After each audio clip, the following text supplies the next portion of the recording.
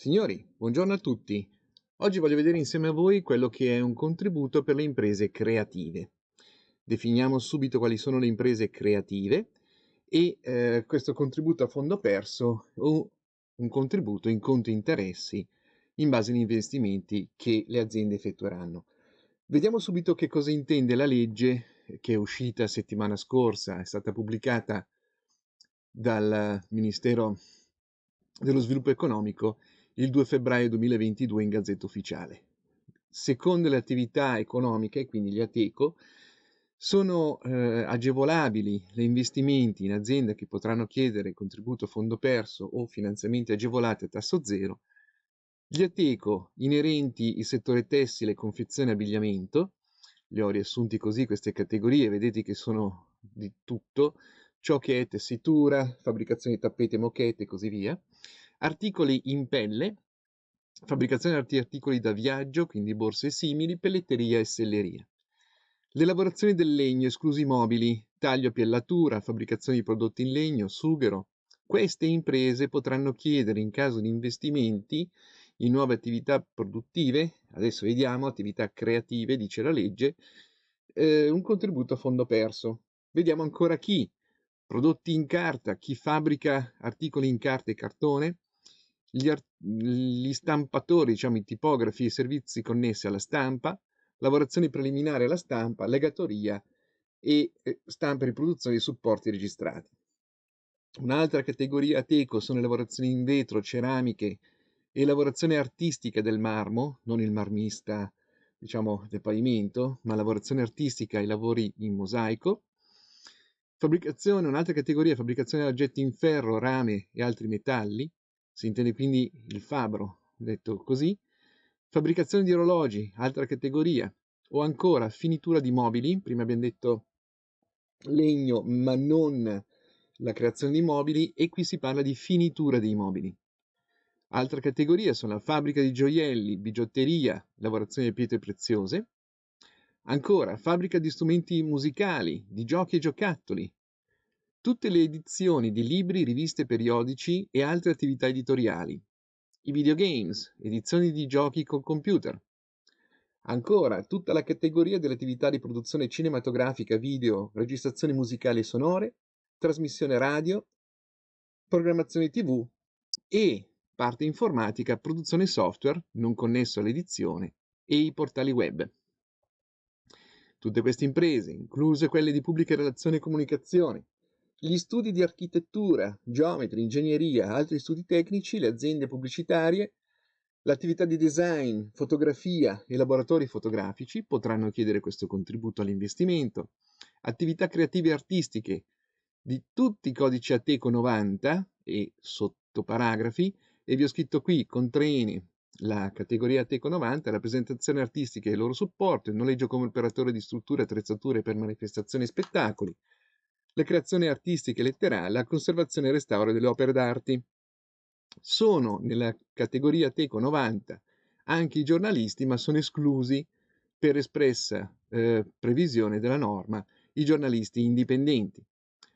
Ancora, le attività di biblioteche, archivi, musei e altre attività culturali, la riparazione di mobili e di oggetti di arredamento, i tappezzieri e la riparazione di orologi.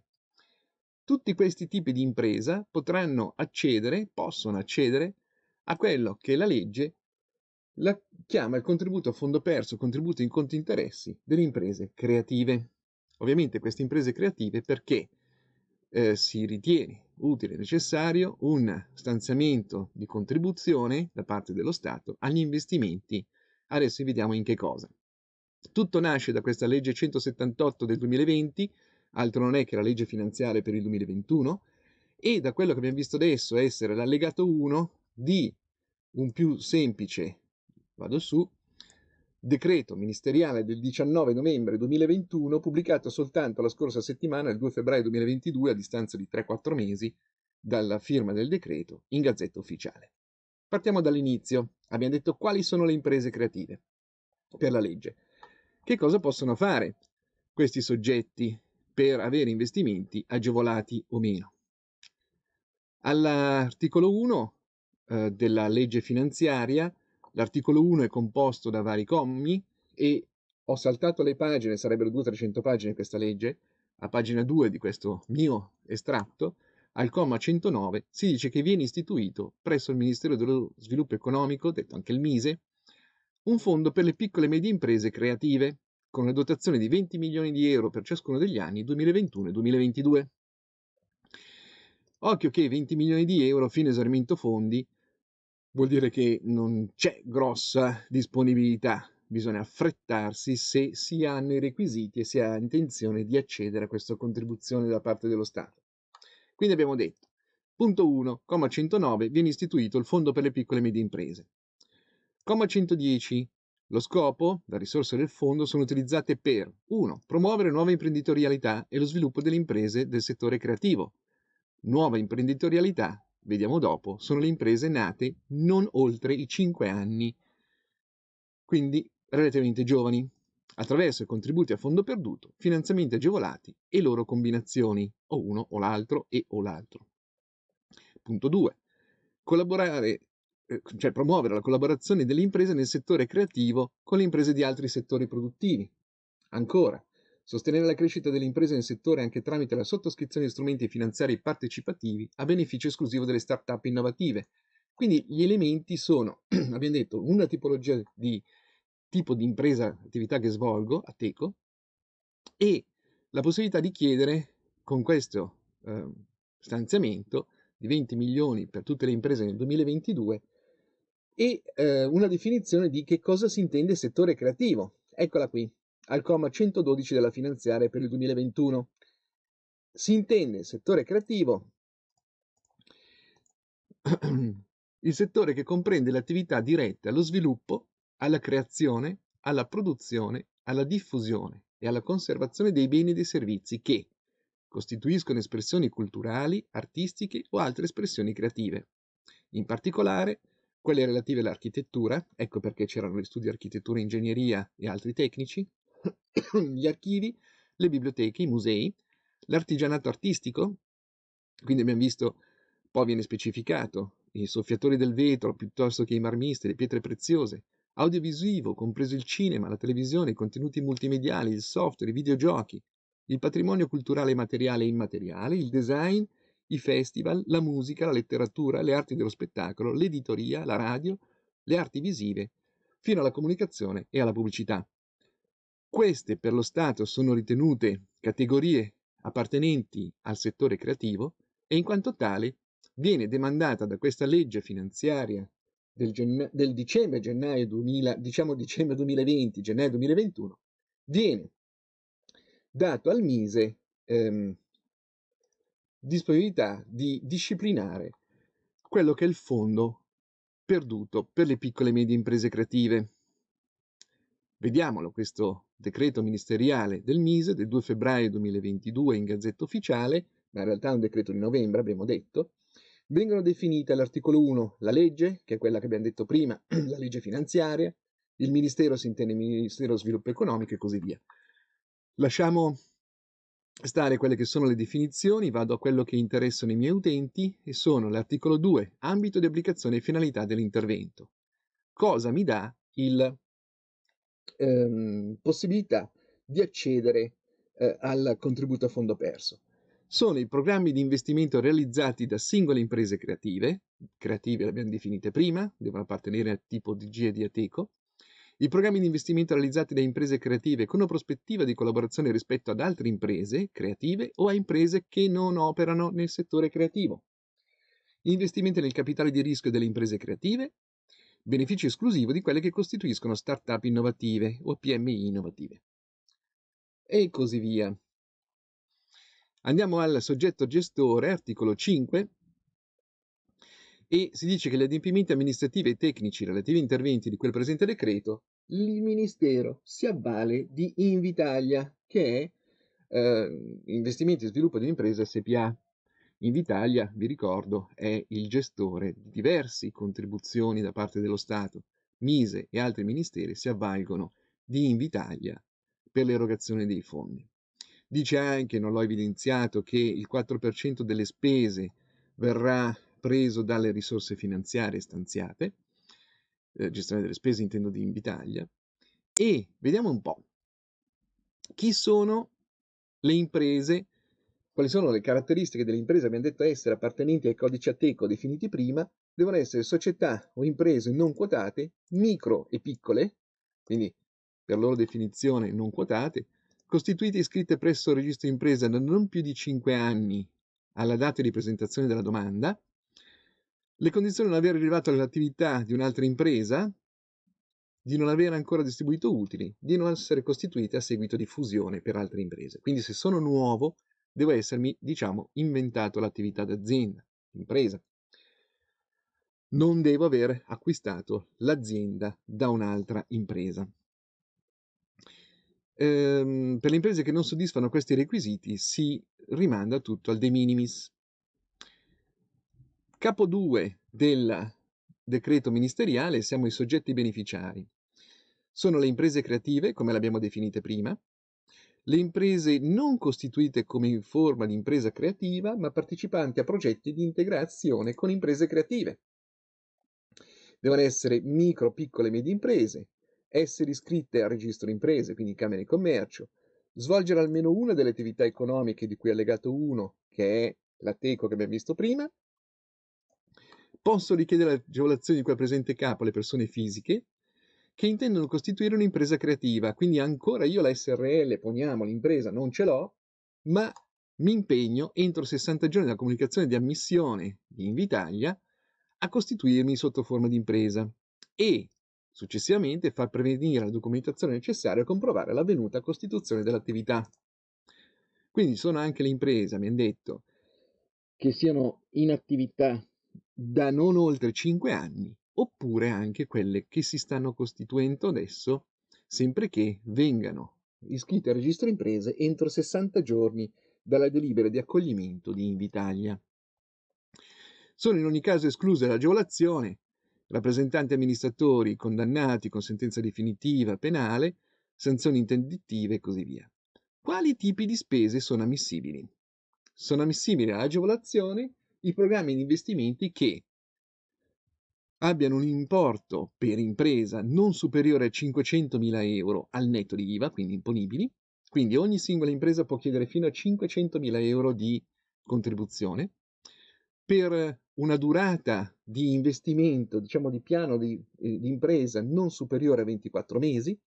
Deve riguardare l'ampliamento, la diversificazione della propria offerta di prodotti, quindi l'impresa, che abbiamo detto prima, deve essere con un Ateco caratteristico, non essere anziana più di 5 anni oppure in via di costituzione, deve ampliare o diversificare la propria offerta di prodotti e servizi e il proprio mercato di riferimento o introdurre innovazioni e efficientamento del processo produttivo attuale. Le spese ammissibili sono immobilizzazioni materiali con impianti, macchinari e attrezzature nuovi di fabbrica, le immobilizzazioni immateriali necessarie all'acquisto dell'iniziativa come marchi, brevetti, le opere murarie nel limite del 10% delle spese, quindi devo spostare dei muri nel mio capannone o creare nuovi vani, esigenze di capitale circolante nel limite del 50% delle spese ammissibili. A conti fatti, io posso investire una cifra fino a 500.000 euro, lo Stato mi contribuisce, adesso vediamo sotto forma di come, in queste categorie di spesa: immobilizzazioni materiali, immateriali, opere murarie, capitale circolante, dove per capitale circolante sappiamo dall'economia che si intende l'acquisto di materie prime sussidiarie, materiali di consumo e merci, costo e godimenti di terzi, intendiamo noleggi, canoni di leasing e così via, le utenze, le perizie tecniche, assicurative e fideiussioni e il costo del lavoro assunto a tempo indeterminato, impiegato nel programma di investimento di cui stiamo parlando. Sono in ogni caso ammissibili le sole spese che in base alle date relative alle fatture o di altro documento giustificativo risultino sostenute successivamente alla data di presentazione della domanda. Quindi, occhio, i tempi sono stretti. Abbiamo detto che un contributo a fondo perso a esaurimento disponibilità. 20 milioni di euro non sono neanche tanti. Se il limite di spese è 500.000 euro ad azienda, fatevi due conti, il numero delle aziende si conta probabilmente su qualche mano. Sta di fatto che devo prima sostenere prima, scusatemi, avere presentato la domanda di agevolazione e poi sostenere la spesa. All'articolo 10 di questo decreto del Mise si parla di agevolazioni concedibili, cioè che cosa ci danno? Il 40% delle spese in contributo fondo perso, oppure il 40% di finanziamento agevolato a un tasso pari a 0 e della durata massima di 10 anni. Non è male, ma il concetto è: prima tu imprenditore investi nella tua attività e lo Stato ti ritorna fino all'esaurimento fondi addirittura al 40% delle spese ammesse o con un finanziamento agevolato a tasso zero al 40% della spesa. Tenete presente che questo finanziamento agevolato senza interesse avrà un ammortamento di rate semestrali e va bene. Si parla poi degli investimenti capitali di rischio in start-up innovative e PMI innovative, sono argomenti abbastanza di nicchia, quindi lascio stare, così come i voucher per l'acquisizione di servizi specialistici erogati da imprese creative, quali sono i soggetti beneficiari e così via.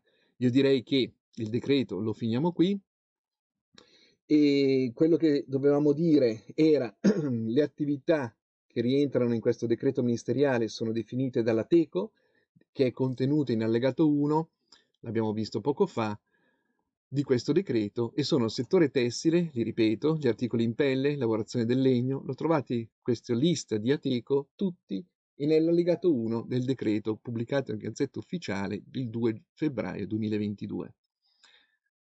Se ritenete di poter rientrare in questi Ateco, e questo deve essere un dato certo, e avete intenzione di investire per essere imprese creative, così come definite dalla legge finanziaria del 2021, del dicembre 2020 per l'anno 2021, allora potreste parlare col vostro commercialista per capire se e come presentare domanda in Invitalia. Requisito anche fondamentale è non avere un'anzianità di impresa superiore a 5 anni, oppure avere intenzione di costituirsi e farlo entro 60 giorni dall'accoglimento dell'istanza, per spese che possono essere fino a 500.000 euro ad impresa con un beneficio contributivo a fondo perso del 40% degli investimenti effettuati. Il concetto è: occhio, non è un contributo a fondo perso come magari il periodo Covid purtroppo per fortuna ci ha abituato a intendere, dove lo Stato regala soldi. Qui lo Stato restituisce il 40% delle spese sostenute dall'impresa, dietro però ovviamente l'anticipo del pagamento da parte dell'impresa stessa. Significa che questi 500.000 euro, per averli indietro dallo Stato, io devo prima spenderli, pagarli, avere una fattura per acquisto di queste tipologie di investimenti, immobilizzazioni e così via, abbiamo detto. C'è un po' di tutto ovviamente, e sta di fatto che dopo posso chiedere la restituzione da parte dello Stato e, se ci sono ancora i fondi disponibili, ottenerla. Volevo vedere con voi oggi questo special contributo fondo perso per le imprese creative, e questo è stato fatto. Buona continuazione a tutti, buona giornata.